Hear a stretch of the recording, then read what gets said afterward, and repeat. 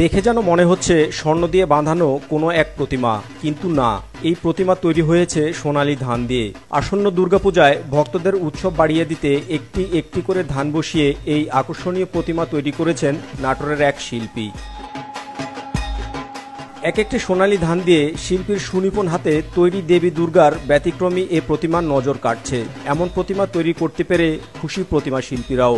নজর কাড়া সৌন্দর্যে এ প্রতিমা দেখে আনন্দিত ভক্ত ও দর্শকরা। আর কয়েকদিন পরেই শুরু হবে সনাতন ধর্মাবলম্বীদের সবচেয়ে বড় ধর্মীয় উৎসব শারদীয় দুর্গাপূজা। এবার নাটোরের 7টি উপজেলায় 350টি মণ্ডপে অনুষ্ঠিত হতে যাচ্ছে এই উৎসব। এর মধ্যে শহরের লালবাজারের ধান দিয়ে তৈরি আকর্ষণীয় ও নজরকাড়া সৌন্দর্যের প্রতিমায় চোখ আটকে যাচ্ছে সনাতন ধর্মাবলম্বীদের। পুজোতে এই প্রথম নাটোরে ধানের প্রতিমা তৈরি হয়েছে, আমরা এটা দেখে অনেকটাই খুশি হয়েছি। এই প্রথমবার ব্যতিক্রমে এক ধরনের প্রতিমা তৈরি করেছে, ধানের আবরণে তৈরি হয়েছে প্রতিমাটা। আশা করি এবছর একটু অন্যরকম প্রতিমা আমরা দেখতে পাবো। নতুন কিছু হলে আমরা আরো এই পূজাতে বেশি আগ্রহী থাকি যে এখানে এরকম প্যান্ডেল দেখবো, এরকম ঠাকুর দেখবো।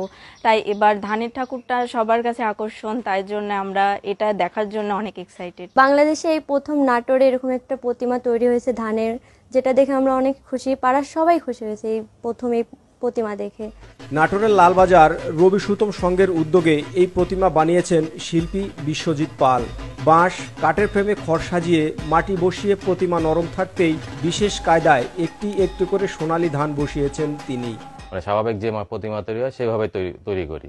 তারপরে মাটি দিয়ে হওয়ার পরে তখন ওটার উপর আঠা দিয়ে বিভিন্নভাবে সুন দিয়ে হাত দিয়ে ধীরে ধীরে ধীরে ধীরে ধীরে ওনাকে আমি আস্তে আস্তে গোটা ধানটা সাজানোর পর তখন এই প্রতিমাটা দিয়ে তারপর আবার কালার সেটিং দিই। দেওয়ার পরে এই প্রতিমাটা এখন এই অবস্থায় এসে দাঁড়াইছে। এখন সার্বিকভাবে যে প্রতিমার রেজাল্ট আসতেছে মোটামুটি একটা মানুষের মনে একটা জায়গা করে নিছে, সবাই আসতেছে, দেখতেছে, ভালো বলতেছে। দেবীর ব্যতিক্রমী এমন আকৃতিতে খুশি সহশিল্পীরাও। 1.5 মণ ধান দিয়ে টানা 1 মাসের পরিশ্রমে প্রতিমায় এমন সৌন্দর্য ফুটে উঠেছে বলে জানাচ্ছেন তারা। ধানের প্রতিমা আগে একটা বানাইছিলাম সরস্বতী, ওই জেলা পরিষদে বহুদিন আগে, সেটাই মনে করে এইভাবে বানানো হইল দুর্গা। খুবই কষ্টকর। দুর্গাপূজা যথাযোগ্য মর্যাদা, সুষ্ঠু, সুন্দর, নিরাপদ ও নির্বিঘ্নে সম্পন্ন করতে সার্বিক প্রস্তুতির কথা জানিয়েছেন মণ্ডপের দায়িত্বরত কর্মকর্তারা। হিন্দু ধর্মাবলম্বী ভাই বোনদের সবচেয়ে বড় ধর্মীয় উৎসব শারদীয় দুর্গা উৎসব। এই দুর্গা উৎসবকে সাফল্যমণ্ডিত এবং উৎসব মুখর করতে যত রকমের প্রস্তুতি দরকার জেলার পক্ষ থেকে গ্রহণ করা হয়েছে এবং আমাদেরকে সেইভাবেই নির্দেশনা দেওয়া হয়েছে। প্রতি বছর যেভাবে পালন হয় তার থেকে যেন আমাদের হিন্দু ধর্মাবলম্বী ভাই ও বোনেরা এবছর আরো বেশি উৎসব মুখর পরিবেশে যাতে দুর্গাপূজা শারদীয় দুর্গা উৎসব পালন করতে পারে এ ব্যাপারে যথাযথ পদক্ষেপ গ্রহণ করা হয়েছে। প্রশাসন তো আমাদেরকে আশ্বাস দিয়েছেই, তবে অতীতেও যেমন পুলিশ প্রশাসনের সার্বক্ষণিক উপস্থিতি ছাড়া আমরা নিজস্ব কর্মী বাহিনী দিয়ে, নিজস্ব ভলেন্টিয়ার দিয়ে পূজা মণ্ডপে নিরাপত্তা বিধান করেছি।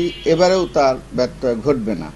আগামী 9 অক্টোবর দেবী দুর্গার বোধন ও ষষ্ঠী পূজার আনুষ্ঠানিকতা দিয়ে শুরু হচ্ছে দুর্গা উৎসবের। মণ্ডপে মণ্ডপে দেবী দুর্গার বন্দনায় এখন দম ফেলার ফুরসত নেই প্রতিমা শিল্পী ও কারিগরদের। কামরুল ইসলাম, বাংলা ভিশন, নাটোর।